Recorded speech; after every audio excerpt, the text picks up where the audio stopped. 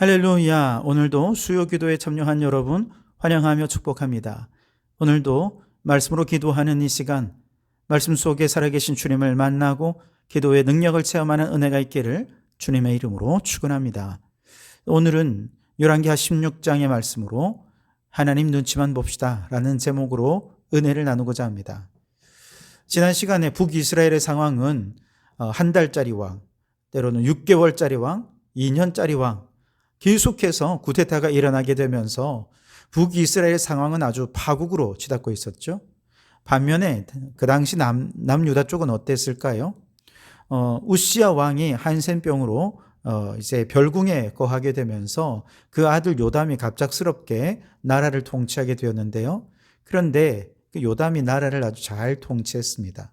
그래서 나라가 평안했고 안정적이어서 건축도 많이 했습니다. 그래서 15장 34절 35절 쭉 읽어보면 그가 하나님 앞에 정직히 행했다. 그러나 산당을 제거하지는 않아서 문제가 있긴 했어요. 하지만 요담이 여호와의 성전 윗문을 건축하니라. 그러면서 나라가 그만큼 평안했다는 걸 보여줍니다. 역대하 27장 말씀에 보면 이때 건축의 규모가 단지 성전 윗문을 건축하는 데만 그치지 않았습니다. 오벨 성벽을 많이 건축했고요. 또 유다 산중의 성읍들도 건축했습니다.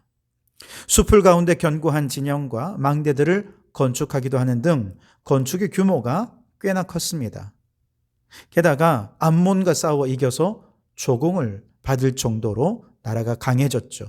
이에 대해서 역대하 27장 6절에 보면 요담이 그의 하나님 여호와 앞에서 바른 길을 걸었으므로 점점 강하여졌더라 그랬습니다.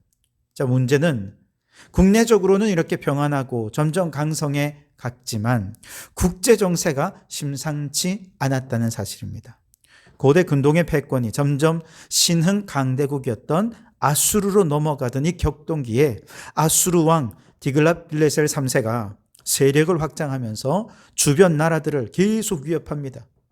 그러자 아람 왕 르신과 북이스라엘의 왕 베가가 서로 동맹을 맺고 저 아수르에 대항하려고 합니다. 아울러서 이 연합군은 남유다의 요담 왕에게도 동맹을 참여하라라고 요구하는데요. 요담 왕이 이를 거절하게 됩니다. 자, 이때부터 이제 문제가 생기는데 15장 37절에 보면 그때 여호와께서 비로소 아람 왕 르신과 르말랴의 아들 베가를 보내어 유다를 치게 하였더라 그랬습니다. 요담 때는 그렇게 크게 문제가 되지는 않았던 것 같아요. 이때 시작이 되긴 했습니다만 16장으로 넘어오면 요담이 죽고 아들 아하스가 왕위에 오르게 되면서 이게 이제 본격적으로 문제가 되기 시작합니다. 오늘 16장 3절 4절에 보시면 이스라엘의 여러 왕의 길로 행하며 또 여호와께서 이스라엘 자손 앞에서 쫓아내신 이방 사람의 가증한 일을 따라 자기 아들을 불 가운데로 지나가게 하며 또 산당들과 작은 산 위와 모든 푸른 나무 아래에서 제사를 드리며 분향하였더라 그랬습니다. 아하스 왕은 남유다의 왕이었음에도 불구하고 북이스라엘의 여러 왕들과 같다라고 하는 평가를 받았습니다.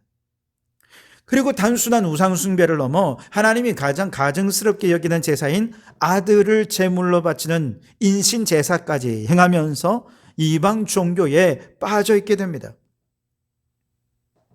그러면서도 산당에서는 하나님 앞에 예배를 드리지만 변질된 예배를 드리면서 남한국이 영적으로 심각한 위기 상황에 빠져버리게 되죠.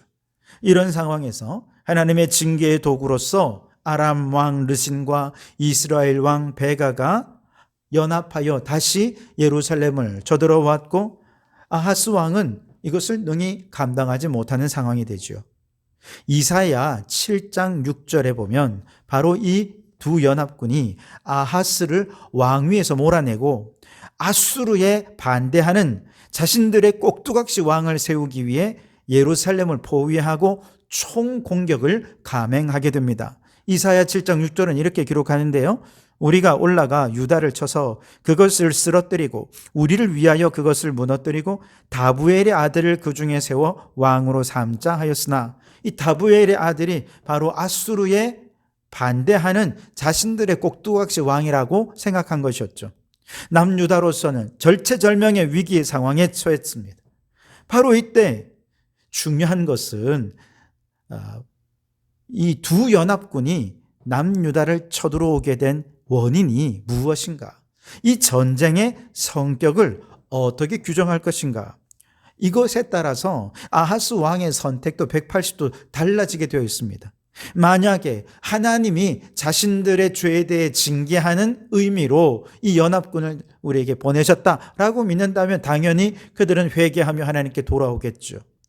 그렇지 않고 또 세상의 정세와 또 세상의 어떤 국제 정세에 따른 어떤 그 목적 때문에 온 것이다 라고 생각한다면 세상의 이익들을 계산하게 되겠죠. 우리나라도 그렇습니다. 북한이 남침해서 6.25가 발발했을 때 바로 그 전쟁을 누구도 규정하지 않던 그때 제일 처음으로 이 전쟁은 북한이 남한을 남침한 전쟁이다 라고 가장 먼저 규정을 한 단체가 WCC였습니다. 이렇게 WCC가 규정을 해주면서 유엔이 군사를 보내서 남한을 도울 수가 있었던 거죠. 전쟁을 어떻게 규정하느냐에 따라서 그 결과가 달라진다는 것입니다. 지금 미국이 이란을 공격하지 않았습니까? 만약에 유엔을 비롯한 여러 국제기구에서 이 전쟁을 세계를 핵무기의 공포로부터 구하기 위한 의로운 전쟁이다 이렇게 규정했다면 미국이 위기에 처했을 때 아마 다국적군을 보내서 호르무즈 해협도 공격하고 막 이렇게 할 겁니다. 그런데 그 누구도 이 전쟁을 의로운 전쟁이라 규정하는 단체가 없습니다. 심지어 불법적이라고 규정합니다. 그러니 아무도 함부로 군대를 파견할 수 없었던 것이죠.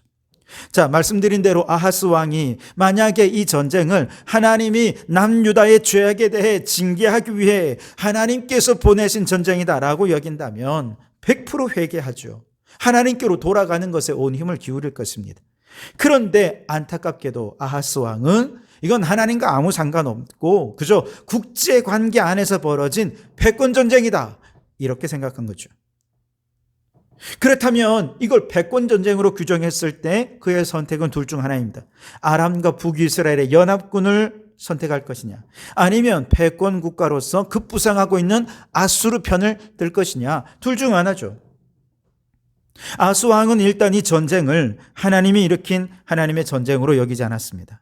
그러니 당연히 패권전쟁으로 생각했고 이제 누구 편에 설 것인가를 선택해야 할 때 그는 하나님께 묻지도 않고 인간적인 계산을 따라 최악의 선택을 하게 되죠. 7절과 8절에 보시면 아하스가 아수르 왕 디글랏빌레셀에게 사자를 보내 이르되 나는 왕의 신복이요 왕의 아들이라. 이제 아람 왕과 이스라엘 왕이 나를 치니 청하건대 올라와 그 손에서 나를 구원하소서 하고 여호와의 성전과 왕국 곳간에 있는 은금을 내어다가 아수르 왕에게 예물로 보냈더니 그랬습니다. 누구 편에 섰습니까? 아수르 왕 편에 섰습니다.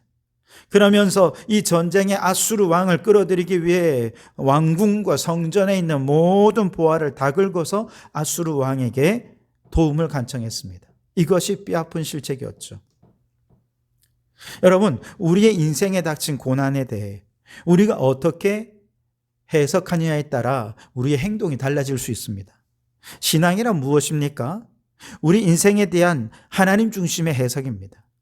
특별히 오늘날 우리 성도들은 십자가에서 죽으시고 부활하신 예수님께 딱 붙어서 예수님이 바라보는 관점으로 세상을 바라보고 예수님이 행하시는 대로 행하는 것, 이것이 그리스도인인 것이죠.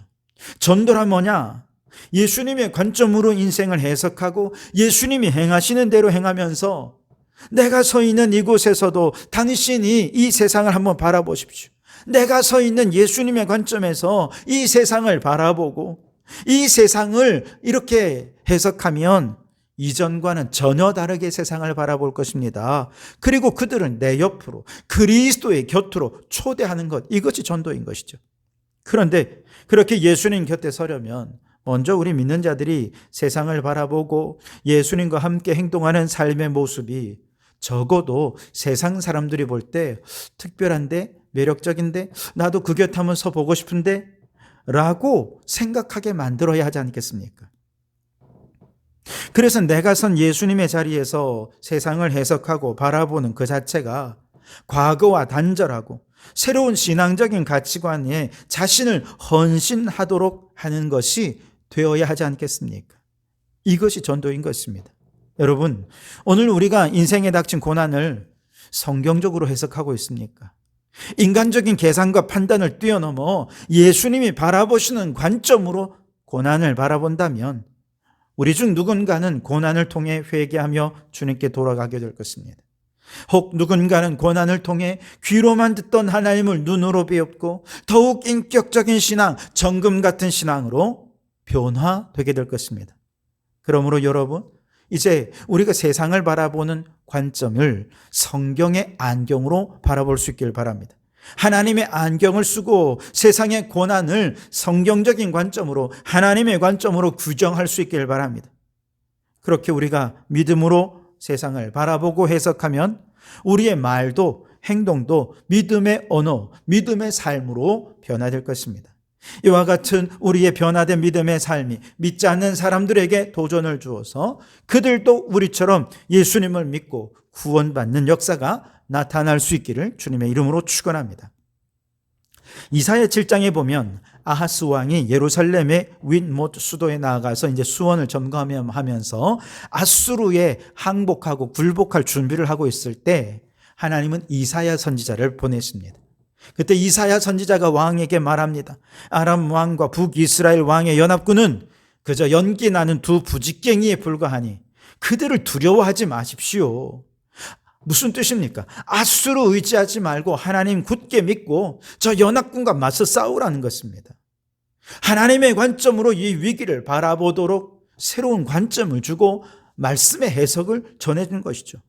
하지만 아하스는 이미 아수르를 의지하기로 마음을 먹었어요. 끝내 불신앙의 태도로 일관하자 하나님께서 친히 한 가지 징조를 주시는데 이것이 바로 그 유명한 임마누엘 예언이죠. 이사야 7장 14절에 그러므로 주께서 친히 징조를 너희에게 주실 것이라 보라 처녀가 잉태하여 아들을 낳을 것이요 그의 이름을 임마누엘이라 하리라. 이 말씀은 두 가지로 해석이 될 수 있는데 우선 1차적으로 보면 유대인들이 주로 해석하는 건데 역사적 맥락의 해석입니다. 여기서 처녀라는 히브리어 단어는 동정녀가 아니라 젊은 여자로 해석합니다. 그래서 아람과 북이스라엘의 연합군의 이 위협 속에서 하나님이 이제 아하스 왕에게 가까운 시일 내에 아기를 태어나게 해주실 텐데 아기가 태어날 때 하나님이 나와 함께 하시는구나 그런 메시지로 받아들이라는 것이죠. 그리고 임마누엘은 아하스의 아들 히스기야나 이사야의 아들을 가리킬 것이다 그렇게 해석을 합니다.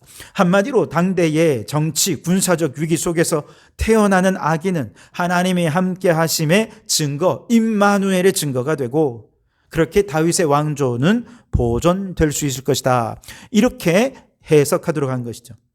2차적으로는 오늘날 기독교인들이 해석하는 구속사적인 해석인데요. 여기서 처녀는 말 그대로 동정녀를 의미하는 것이죠. 그래서 메시아의 동정녀 탄생과 이 말씀을 연결시켜서 메시아가 도래할 것을 예언하는 것으로 해석합니다.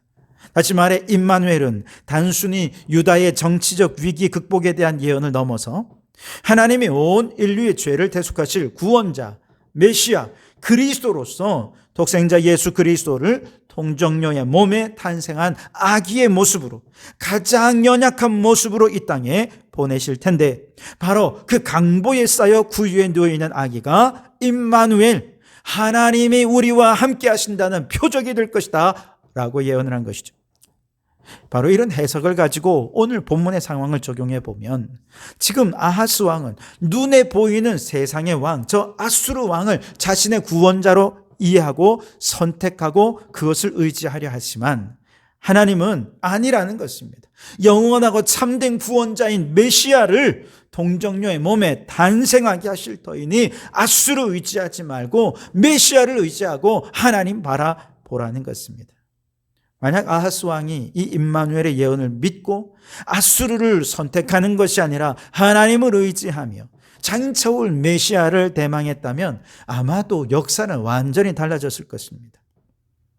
남유다는 아수르에 의해서 구원받는 것이 아니라 하나님의 전적인 능력으로 구원받게 되었을 것이고, 굳이 아수르에 뇌물을 줄 이유도 없었을 것입니다. 하나님이 그 땅을 책임져 주셨을 것입니다. 하지만 현실은 정반대로 흘러갔죠. 아하스 왕은 아수르를 구원자로 선택했습니다. 엄청난 뇌물을 갖다 바쳤어요. 그 결과 어떻게 되느냐? 첫째, 일단 아하스의 뇌물을 받은 아수르는 즉각적으로 이 전쟁에 개입해서 다메섹을 멸망시키고 북이스라엘 그 다음에 멸망시켜서 결국 기원전 722년에 북이스라엘도 아수르에 의해서 섬멸됩니다. 둘째로, 그렇다면 남유다는 아수르의 비호 아래 안전했을까요? 그렇지 않습니다. 당장의 위기는 넘겼지만 일단 아수르의 빚을 졌잖아요. 자연스럽게 유다는 아수르에게 굴복하는 속국이 되었습니다. 원래 속국은 승전국의 신을 자기 나라에서 섬길 의무를 져야 했거든요.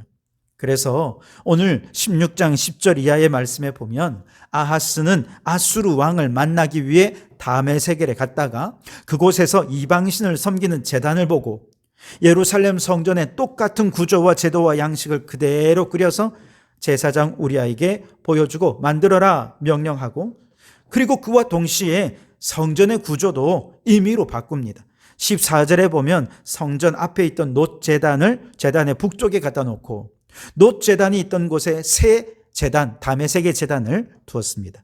17절에 보면 물두멍과 놋바다도 원래의 자리에서 옮겨가게 되고요. 18절에는 안식일 전용 통로로 출입구도 옮겼는데, 이러한 일련의 변화의 조치들을 행한 이유가 뭐냐? 18절 하반절에 보면 아수르 왕을 두려워하여 그랬다라고 기록하고 있습니다.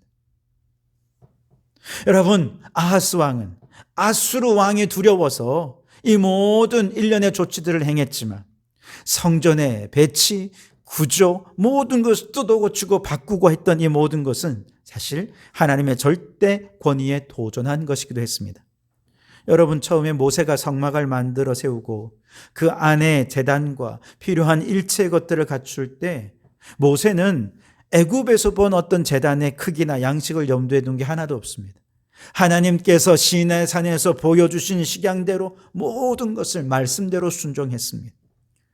이어서 솔로몬이 성전을 만들 때도 마찬가지였죠. 하나님께서 다윗을 통해 보여주신 모든 식양대로 성전을 지었습니다.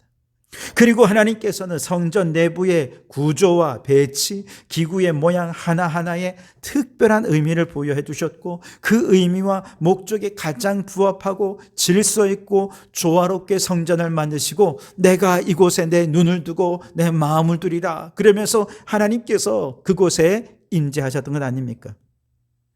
그렇다고 해서 그 구조가 절대적인 것은 될 수가 없습니다. 다만 구조와 배치와 모양이 수정되고 바뀌어진다면 그것은 또한 하나님께서 새로운 의미를 부여해 주실 때 그 의미에 걸맞게 수정하는 것이죠. 거룩한 질서와 목적에 흐트러먹게 수정한다면 얼마든지 바꿀 수 있을 겁니다. 하지만 지금 아하스 왕은요, 하나님께서 의미를 부여해 주신 모든 의미를 무시해 버렸습니다. 아수르 왕 눈치만 보고 임의로 구조와 배치를 다 변경하면서 성전 안에 하나님께 모든 의미와 질서가 다 파괴되고 예배의 의미, 목적 다 무너지고 말았습니다. 하나님께서 이곳에서 드린 예배를 어떻게 받으시겠습니까? 중요한 것은, 이 모든 것은 사람 눈치를 보느라 하나님을 무시해버렸다는 사실입니다. 성경에 보면 아하스 왕처럼 사람 눈치 보느라 하나님을 무시한 그런 사람들이 아하스 왕 외에도 많이 있었죠. 대표적인 사람이 베드로였습니다. 그가 예수님을 부인했던 것은 사람들의 시선이 두려워서 그랬습니다. 제자들도 마찬가지죠. 예수님이 체포될 때 모두 예수님을 다 버려두고 도망가 버렸어요. 왜요? 군사들의 칼과 창이 두려웠기 때문입니다. 그들이 다시 사람 눈치 보지 않고 하나님만 두려워하는 자들로 변화된 결정적인 사건이 무엇이었습니까? 성령 강림 사건이었습니다. 마가다락방에 모여 오로지 기도에 힘썼을 때 성령께서 강림하셨고 성령으로 충만해지자 먼저 그들의 말이 달라지기 시작합니다. 성령의 말하게 하심을 따라 말하죠. 그 전까지 그들의 언어는 어땠습니까? 두려움이었습니다. 불안이었습니다. 그래서 그들은 문을 꽁꽁 걸어 잠그고 이제 따르던 지도자를 잃어버린 채 갈 길을 잃고 방황하면서 어찌할 바를 알지 못하고 있었죠. 심지어 베드로를 비롯한 몇몇 제자들은 물고기나 잡으러 가자 하고 고향으로 내려가 버렸습니다. 엠마오로 가던 두 제자도 그들의 입술에는 염려, 근심, 걱정, 두려움, 불안으로 대화를 주고받고 있었죠. 그런데 성령이 임하시고 성령의 말하게 하심을 따라 말하기 시작할 때 그들의 언어 속에서 두려움과 불안은 다 사라졌습니다. 더 이상 사람 눈치 보지 않았습니다. 오직 하나님 눈치만 보면서 담대히 예루살렘 거리 한복판으로 나아가서 복음을 전하죠. 당신들이 죽인 예수를 하나님이 살리셨습니다. 하나님의 아들을 당신들이 죽였습니다. 그들의 폐부를 찌르는 메시지를 선포하자 사람들은 양심의 가책을 받고 수많은 사람들이 회개하며 돌아왔습니다. 여러분, 아하스 왕처럼 사람 눈치 보느라 예배도 무너지고 삶도 무너지고 우리의 입술은 항상 염려, 근심, 걱정, 두려움의 언어로 말하고 있지 않습니까? 이미 성령님은 내 안에 거주하십니다. 이제 그 성령님을 손님으로 내버려 두지 마시고 내 삶의 주인으로 모시기 바랍니다. 내 의지, 내 생각, 내 감정 다 내려놓고 내 삶의 주인이신 성령님께서 우리의 생각과 언어와 의지와 삶을 주관하셔서 그렇게 이끌어 가실 수 있도록 그분께 모든 삶의 주권을 맡기십시오. 더 이상 부정적인 말, 불평의 말, 염려, 두려움, 불안 다 떠나가고 이제 내게 능력 주시는 자 안에서 내가 모든 것을 할 수 있노라 고백하고 담대히 도전할 수 있기를 바랍니다. 그래서 사람 눈치 보느라고 그동안 두려워서 못했던 일들 이제 하나님 바라보면서 하나님 주시는 힘과 능력으로 담대히 감당하고 그렇게 하나님의 사명을 감당하며 복음도 전하는 우리 성도들이 되실 수 있기를 주님의 이름으로 축원합니다. 기도하겠습니다. 오 하나님, 인간적인 계산이 아니라 예수님의 시선으로 인생의 위기를 바라보며 회개와 믿음으로 나아가게 하옵소서. 사람의 눈치 보지 않고 성령의 말하게 하심을 따라 담대히 믿음의 언어로 말하고 복음을 선포하게 하옵소서. 세상의 권력이나 두려움에 흔들리지 않고 하나님께서 기뻐 받으시는 거룩한 예배를 드리게 해 주시옵소서. 예수님 이름으로 기도하옵나이다. 아멘.